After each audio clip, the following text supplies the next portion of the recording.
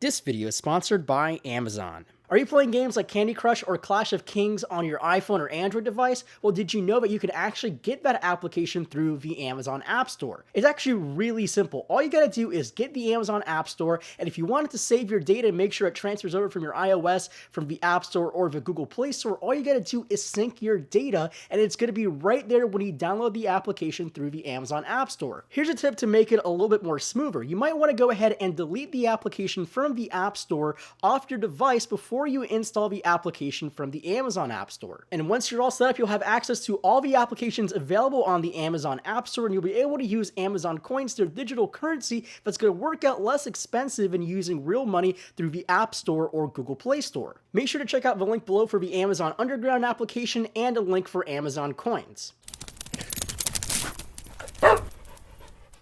The three big flagships have been on the market for some time now, so it's about time to put all of the three against each other. Welcome to the Battle of the Flagships, a multi-video series designed to compare the Samsung Galaxy S7, S7 Edge, the LG G5, and the newest comer, the HTC 10. These are the three hottest Android smartphones on the market, and by the end of this series, we'll crown the winner of the battle. Part 1 is all about design. Compared to their previous generations and comparing them to each other, the winner of this series will be the one with the most innovative design, best material choices, and overall best looking aesthetics. This is likely the most subjective portion of this battle, but I'll try my best to bring out all the positives and negatives of each design. Let's begin with the Samsung Galaxy S7. The Galaxy S7 is a slight departure from its S6 predecessor. From the outside it looks fairly similar, but when you look up close you begin to see changes. In the hand, the phone does feel really different, partially to the softer materials on the sides, but also the added curve on the back to make the phone feel more ergonomic and less sharp. The device itself is actually a bit thicker, which hides the camera hump much better and adds some more phone to hold on to. Though the same faults plague the S7 in slipperiness. The phone is really hard to hold on to without a skin or case on the back, and it can easily slide off of tables, desks, laps, and anywhere you normally place a phone. But overall, the S7 has one of the most stunning looking designs,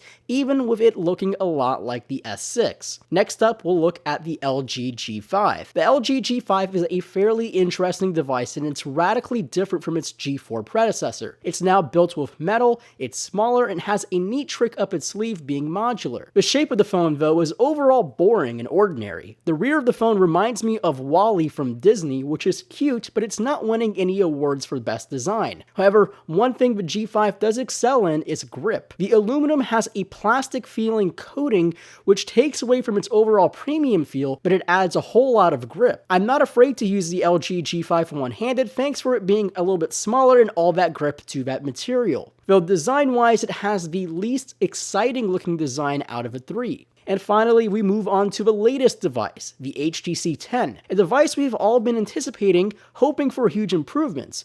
Well, in the design department, the HTC 10 is instantly recognizable as an HTC device. It has a signature HTC look to it that reminds me more of the original HTC One M7, which is a huge plus in my opinion. The rear of the phone is probably the best looking side of the entire device, a beautiful slab of matte aluminum, though as you continue to move across the back of the phone, you run into the first major issue, which is the chamfers.